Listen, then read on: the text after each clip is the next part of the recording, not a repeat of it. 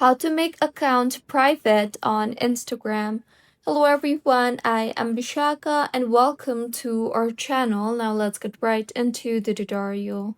Firstly, go ahead and open the Instagram application on your device and make sure you are signed in.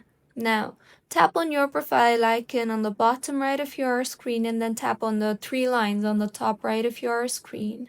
Here, you will see the option for account privacy under the Who Can See Your Content tab. So tap on the account privacy option you see there and further go ahead and toggle on the toggle button for private account, and in the confirmation that appears, tap on the switch to private account option you see there, and with this, your account will be shifted to private mode.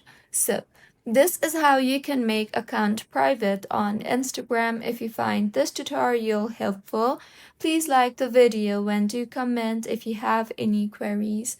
Also, do subscribe to our channel for more helpful tutorials like this. See you on the next one.